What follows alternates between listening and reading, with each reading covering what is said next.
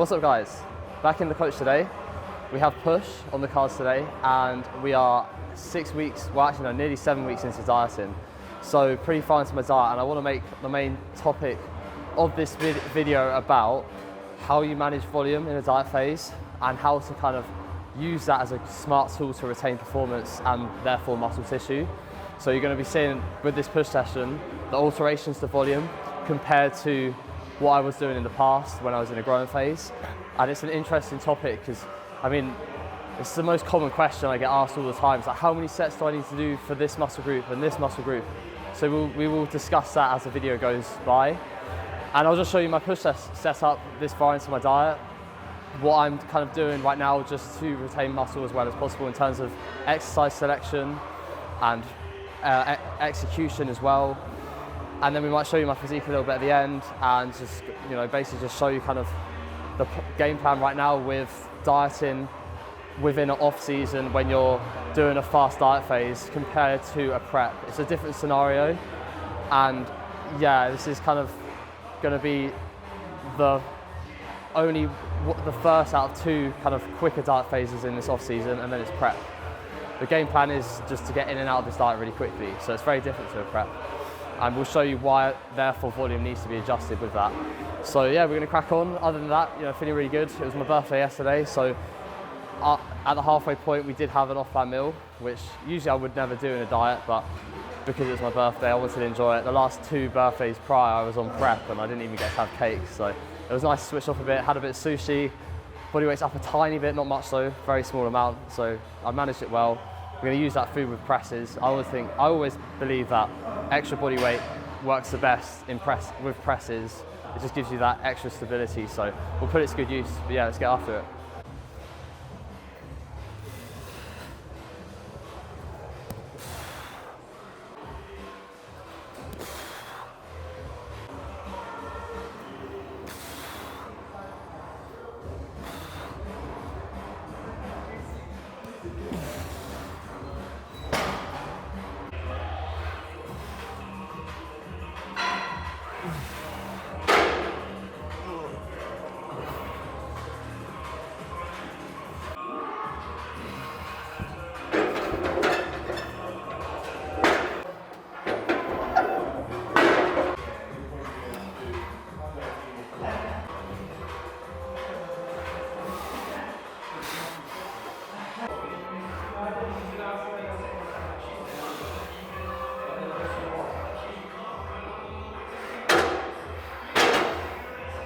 So I really like flat Smith. I've been doing it for a while now, and it's actually an exercise that I prefer to incline on the Smith, and it just shows that a lot of the time, don't just listen to like the trend of people saying, oh, you don't want to do flat bench.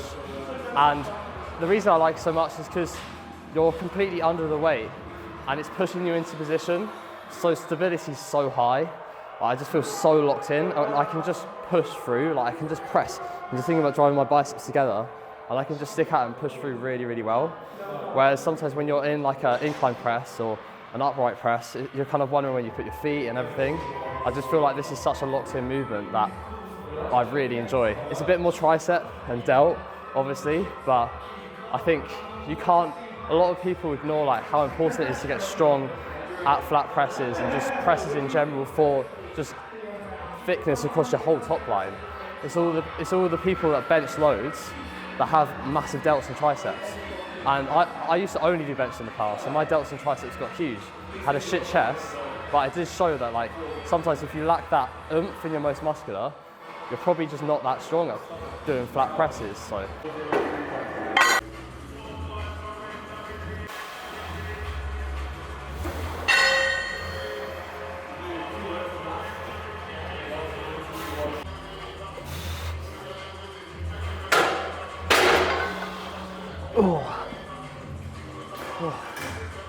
It's a real test to see like today how my presses are, because I'm now like nearly 9 kilos down from peak body weight. So that's a lot of stability going down. So you'll probably notice on this, when I'm warming up, I'm just pausing here in the stretch, and I think that makes such a difference in retention when dieting. Just getting a nice pause there. but also like when I'm doing it, I'm not like some people, they pause on a chest press and they just relax when it's on their chest, because you can do that with flat. Don't do that, because you're losing all tension, you're losing all activation. Keep that tension there, feel it in your lats, feel it in your chest, hold it on your chest for a second and then press. And I think it helps massively. So we'll see what happens today, but I'm hoping, last time I did 3.5 for like 4 reps, it was pretty shit. So we'll do 3 and a 5, and hopefully we can get a productive set with that. See how this warm-up goes, and this will give me an idea what to do. Because the last thing I want to do right now is do a set that's under 5 reps. So this will tell me what I need to know, and then I may even stick to this weight if I need to. Because sometimes people are so worried when they're dieting about backing off, lifting less. They think they're going to lose muscle because they hear it all the time on Instagram about you've got to progress, you've got to retain. But are you actually regressing if you take the weight down? Not really, if you're doing more reps with better form. So think about it like that, and it will allow you to hold that weight you then went down to for way longer. So yeah, we'll see how this goes, and then we'll play it by ear.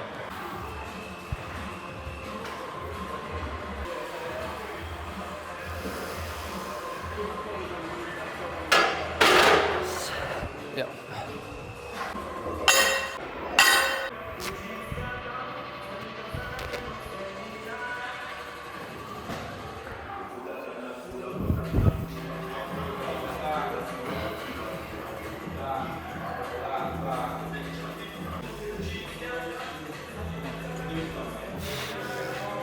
Two. 1, 2.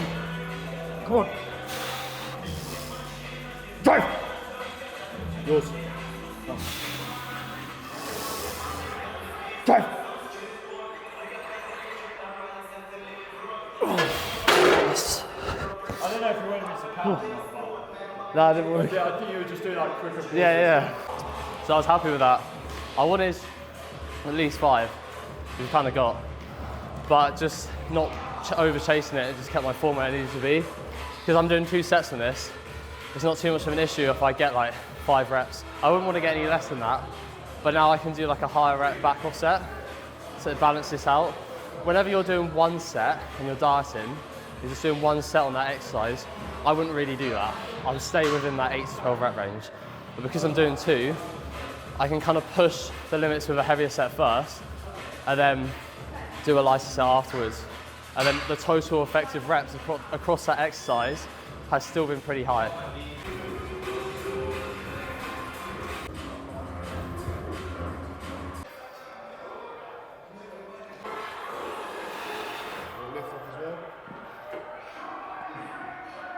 Two, 1.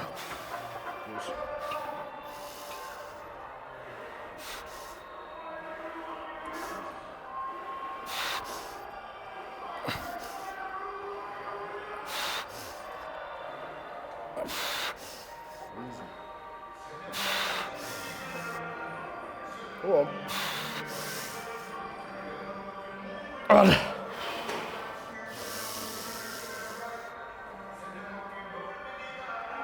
Go on. Whew. Nice. Cheers.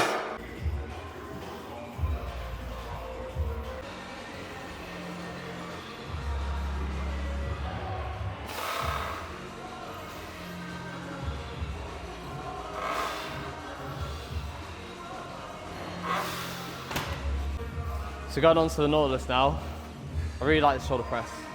It's been in for a while. It's not too heavy in the short, so it's quite a good second. And yeah, just doing 2 sets on this for shoulder presses. And then it'll be a fly, and then lateral raise. And then, it'll be a lateral raise, then it'll be a fly, and then another lateral raise, and then triceps. So I previously was doing, in this session, flat Smith, shoulder press, low incline dumbbell press, and then the Nautilus neutral press as well. So a lot of chest work, a lot of presses. The reason I was doing that when I was pushing food was because I want more chest, I just want a bit more here, and I knew I could recover from it, and it was working pretty well. Like, I didn't see any negative effects to recovery, so I was pretty happy with how it went. However, now I'm dieting, I was doing that volume still, and then I went into my other push session, warming up on high incline Smith. Shoulders were sore. So it just shows you the difference it makes. And it's just the extreme of this situation right now, because I'm dieting on very low food compared to my body weight. So it's actually, we're chasing a rate of velocity you wouldn't even chase in a prep, because we're trying to get in and out of this phase quickly. So it means that the recovery tools are super low right now. So I have to be giving even more thought towards training volume than I would in a prep if I want to retain performance and tissue. So I've pulled away those sets now. I pulled away the incline dumbbell and the neutral grip press, and it helped massively with my high incline Smith. So it just shows like you need to think about volume.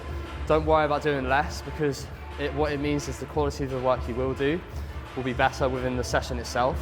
So when I go into my flies, my lateral raises, I'll be able to put more effort into those movements within the session, but it also means I'll be able to recover session to session. And when we talk about recovery session to session, I don't think it just means like, do you feel sore?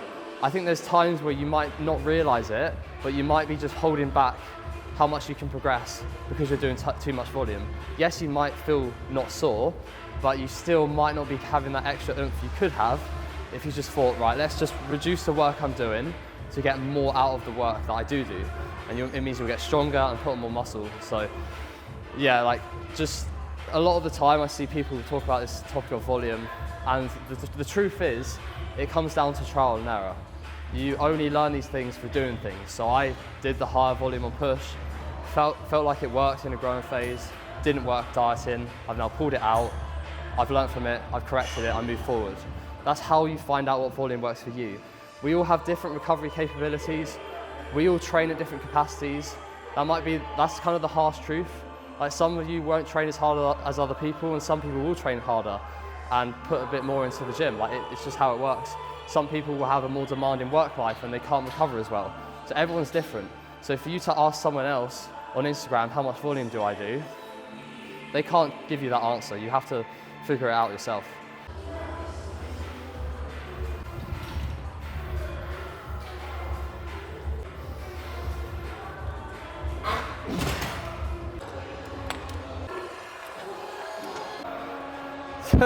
Yeah.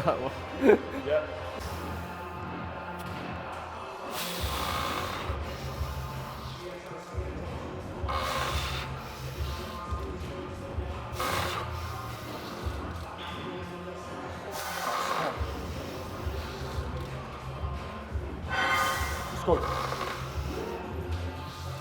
Drive. Yeah. Come on.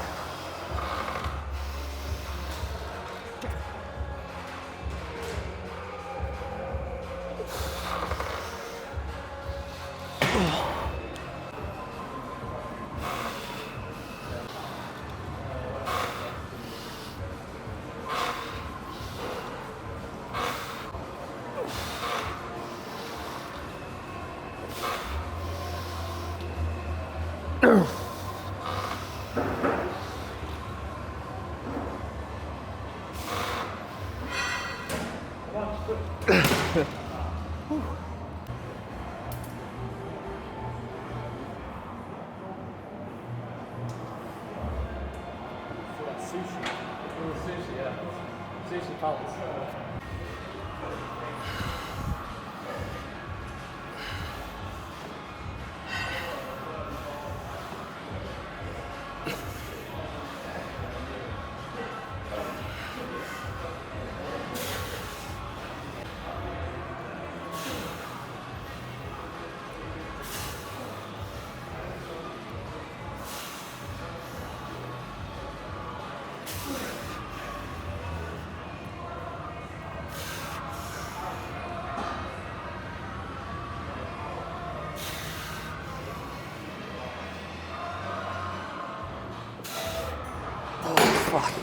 So this is definitely my favourite lateral raise machine that I've ever used. The main reason I like it so much, obviously, like if I would say the best lateral raise movement you could do is probably a low incline lying, or even a lying cuff lateral raise. I already have that in my other push session. This kind of replicates it, but the resistance profile is different. It's very, very heavy in the short compared to the stretch. And the reason I like it so much is because you can sit back here, and a lot of seated lateral raises, they're the opposite. You have to, their chest is forward and you sit forward. And it's very difficult when you're going like this to keep your trap down and go like that in front of you. If you're here, you can sink your scap down, sink my traps down, and work in this position. And I can keep that position fixed with my back on the pad. And the thing that takes away from lateral raises the most is your traps. If your trap moves up, you're now not using your medial delt. So on this, when I'm doing it, I'm literally back here. So.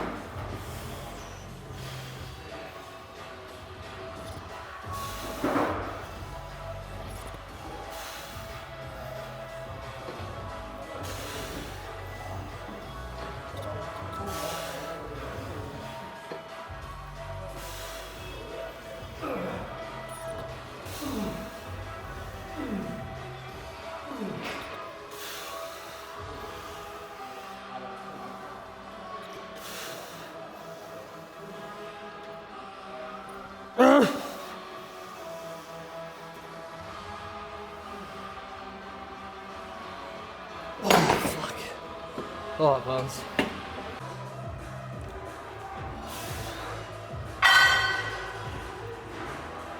Just a pre-warning, you're probably going to watch me look like an absolute spastic. I can't say that. Can I say spastic? No. Okay. Just a pre-warning, you're probably going to watch me looking like an absolute twat trying to get out of this. Because you get in and then it's stuck here and then you've got to wriggle like this. So, just warning you.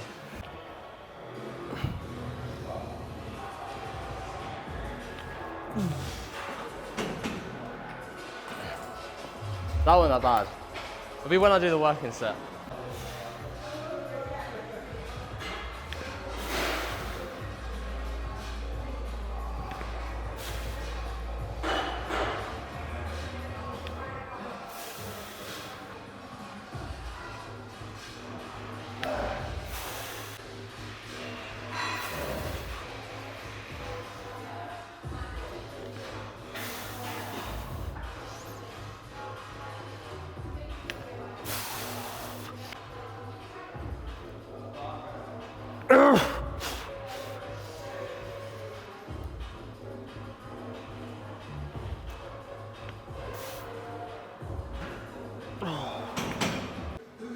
So I'm doing like the cable fly because the resistance profile is even. Like where I'm doing it, it doesn't get heavy in the short. Whereas some of the fly machines in here are insane, but to be honest, they're only really effective if you do them first or really early on because they're so heavy in the short. So I'd rather do this, and the set's much more continuous. Like I can keep going. You don't want, you know those sets where you're like, first rep feels good, second rep feels good, and then it just starts to catch up on you, you just die really quick. That's probably because you've chosen a movement that's not appropriate for the right time of the session, basically. So just be smart about resistance profiles. So this is allowing me to keep going, and overall I got a productive set. I was actually a rep up upon last week. So far this session has gone really well. The only regression was this back off set on the Nautilus shoulder press, but I think execution was better. So very happy, and it just shows this is what happens when you're a bit smarter with volume. So I've learned a lot about this diet, and I'm confident for the rest of this diet I can retain performance pretty well. Veins are coming back, it's a good sign.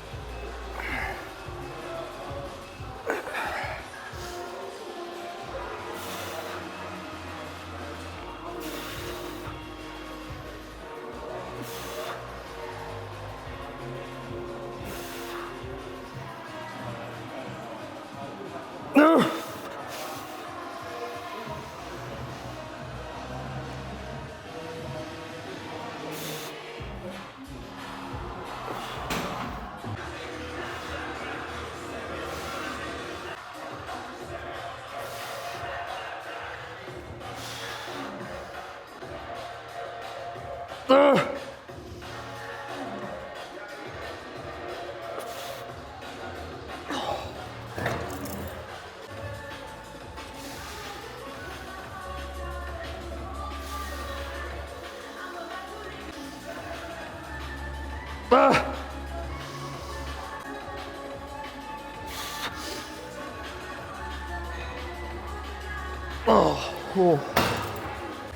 this is the Kaiser dip, so it's air pressure. What I'm gonna do, you can make it unilateral. So I'm gonna do single arm, and I'm gonna try bias more the short head of the tricep doing it.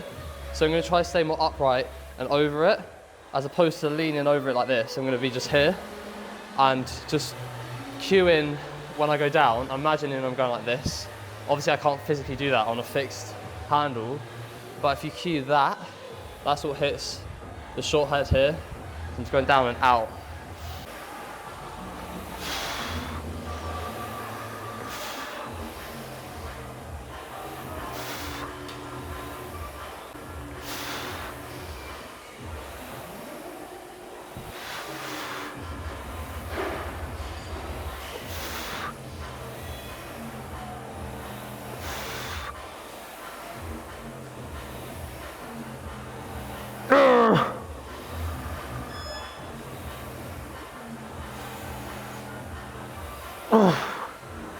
Whoa.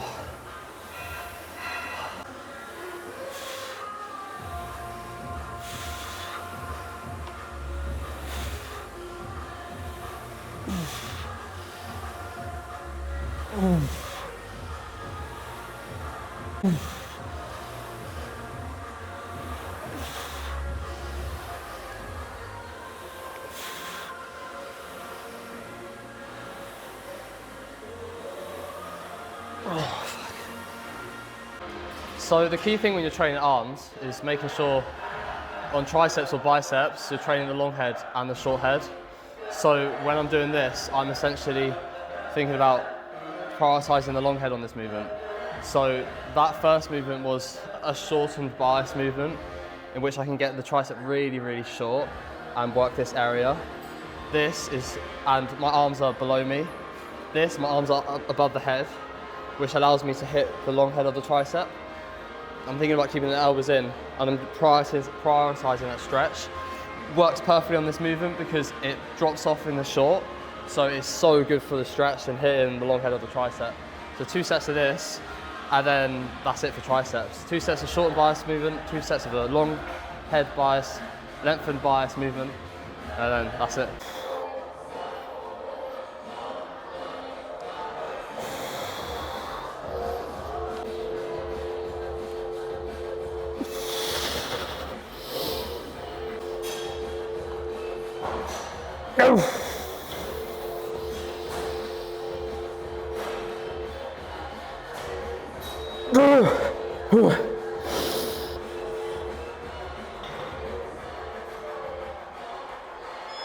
Oh, fuck. Whoa. That was the most painful machine I've ever used on triceps. Fucking brutal. Oh my God.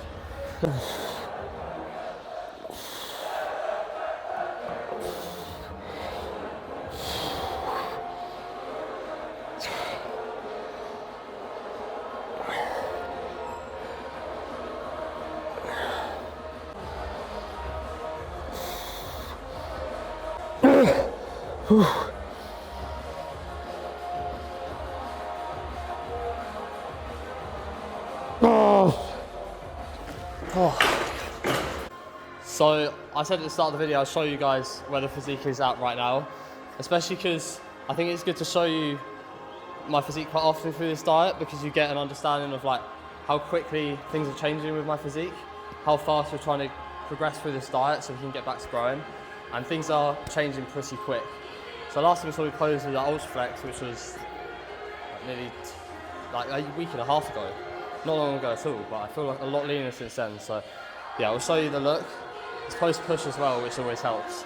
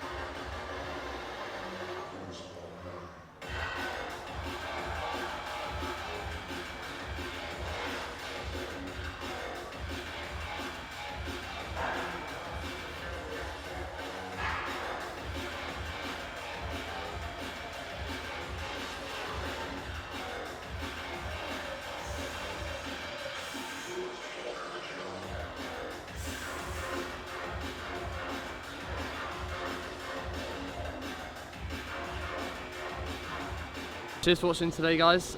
This session was kind of about just showing you how I've adjusted my volume and bringing things down to retain performance more. And it just shows that, because actually the whole session I retained everything, so that's a big win. And that's with body weight dropping pretty quickly at the moment.